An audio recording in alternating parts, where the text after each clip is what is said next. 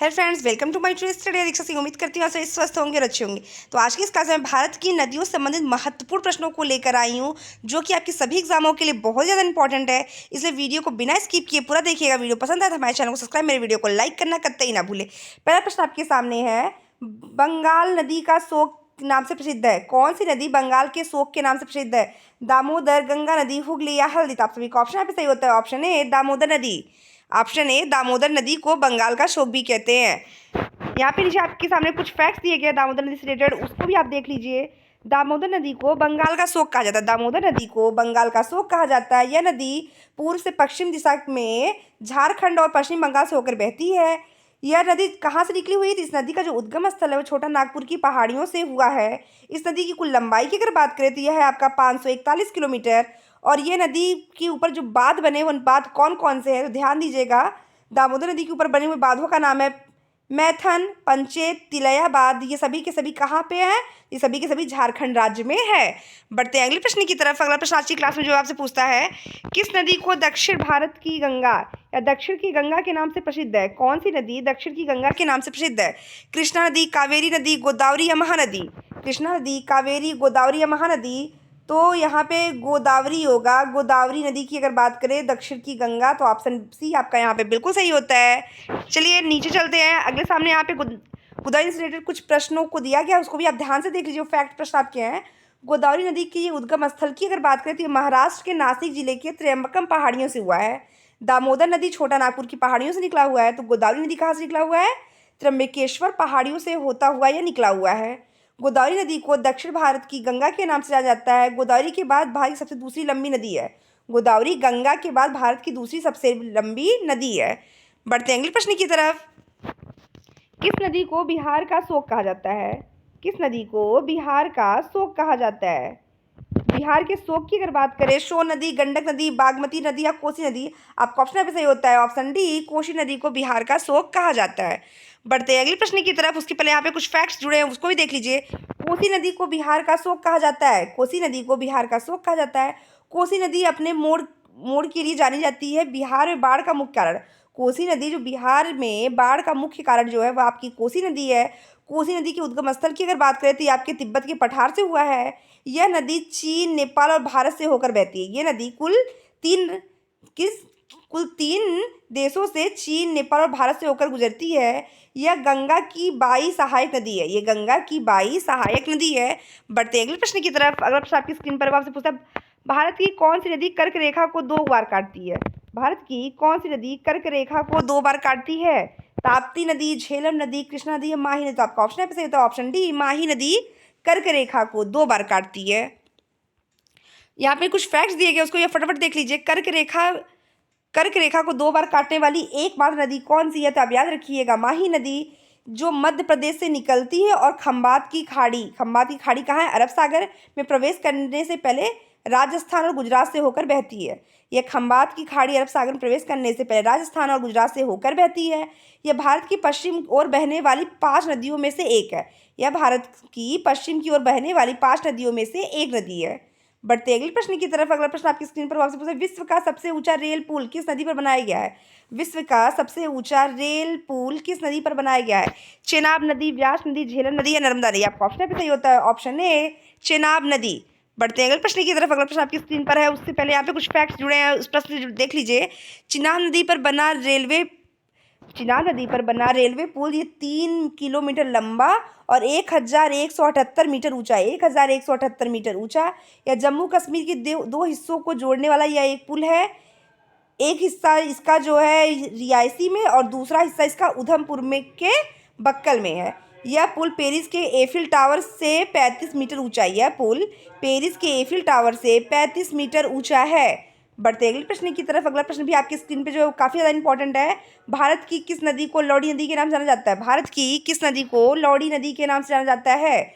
लूनी नदी, सतलज नदी, मानस नदी या आपका माही नदी? तो आपका ऑप्शन है सही होता है। ऑप्शन ए लूनी नदी।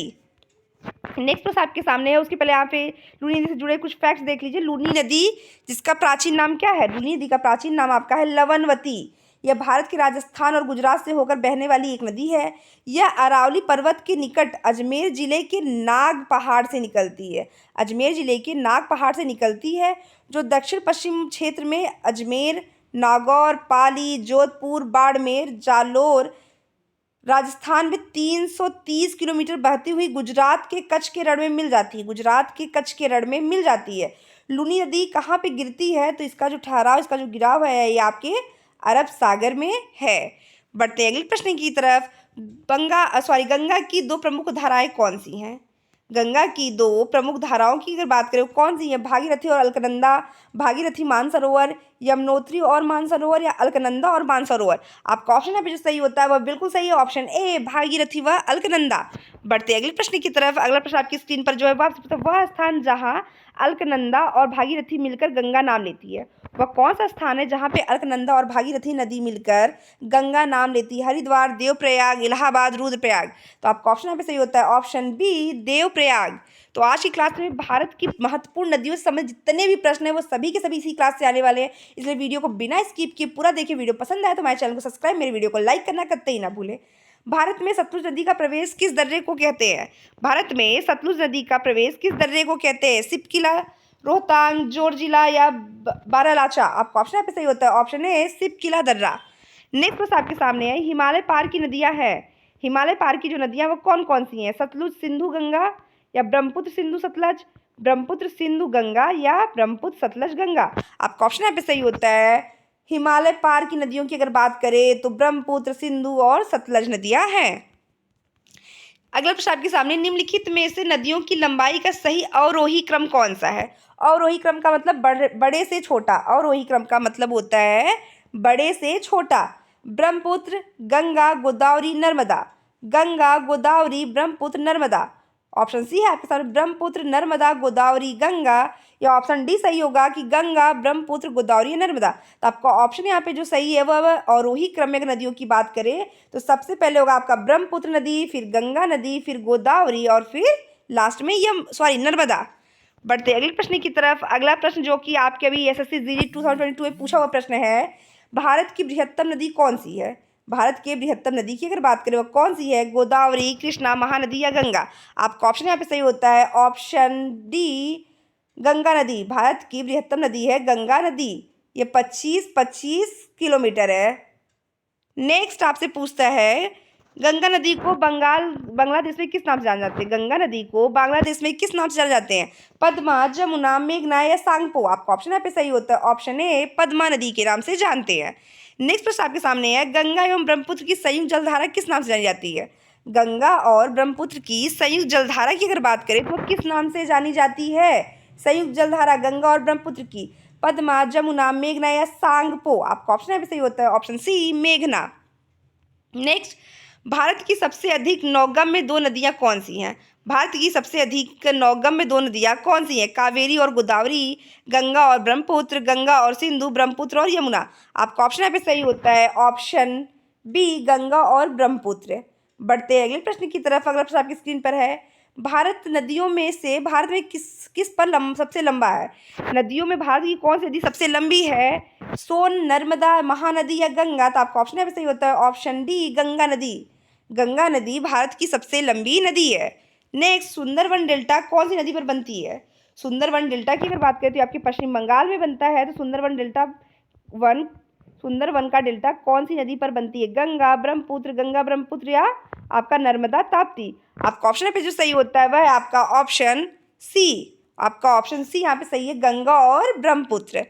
नेक्स्ट प्रश्न आपके सामने है, वो आपसे पूछता है, गंगा और ब्रह्मपुत्र नदियों का उद्गम स्थान क्रमशः स्थित है। गंगा और ब्रह्मपुत्र नदियों का उद्गम स्थान क्रमशः स्थित है नेपाल और तिब्बत में, तिब्बत और सिक्किम, उत्तर प्रदेश तथा तिब्बत, उत्तराखंड और तथा तिब्बत। तो गंगा और ब्रह्मपुत्र नदियों के उद्गम स्थल की बात करें तो ये आपके देवप्रयाग से होते हुए तिब्बत, उत्तराखंड तथा तिब्बत में। नेक्स्ट प्रश्न आपके सामने है, निम्नलिखित में से कौन सी नदी का उद्गम स्थल भारत में नहीं है? ध्यान दीजिएगा, ये प्रश्न काफी बार एग्जाम में पूछा हुआ प्रश्न है कि किस एक नदी का उद्गम स्थान भारत में नहीं है। भारत में किस नदी का उद्गम स्थान नहीं है? कावेरी, नर्मदा, ब्रह्मपुत्र, गंगा। आपका ऑप्शन पे सही होता है, ऑप्शन सी ब्रह्मपुत्र नदी। बढ़ते अगले प्रश्न की तरफ। अगला प्रश्न आपकी स्क्रीन पर है। तिब्बत में बहने वाली नदी जिसे आप सांगपो के नाम से जानते हैं, तिब्बत में बहने वाली नदी जिसे आप सांगपो के नाम से जानते हैं, निम्नलिखित में से किस शहर से होकर भारत में प्रवेश करती है? सांगपो नदी किस शहर से होते हुए भारत में प्रवेश करती है? असम, सिक्किम, अरुणाचल प्रदेश या मणिपुर? असम, सिक्किम, अरुणाचल प्रदेश या मणिपुर? तो सांगपो नदी आपके अरुणाचल प्रदेश से होते हुए भारत में प्रवेश करती है।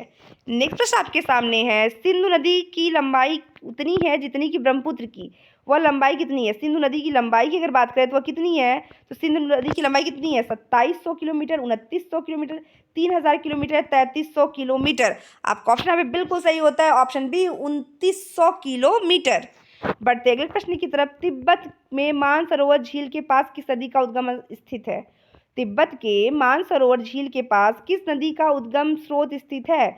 सिंधु, सतलज, ब्रह्मपुत्र या ये सभी? आपका ऑप्शन यहाँ पे सही होगा, ऑप्शन डी, इन सभी नदियों का। सिंधु, सतलज और ब्रह्मपुत्र तीनों नदियों का उद्गम स्थल है।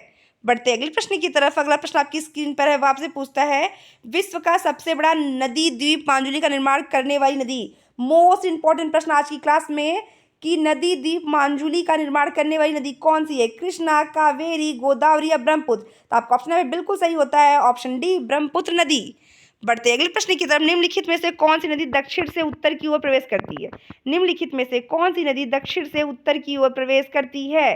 गोदावरी नदी, कावेरी नदी, कृष्णा नदी या बेतवा नदी? आपका ऑप्शन यहाँ पे सही होता है, ऑप्शन डी, बेतवा नदी। यह दक्षिण से उत्तर की ओर प्रवेश करती है।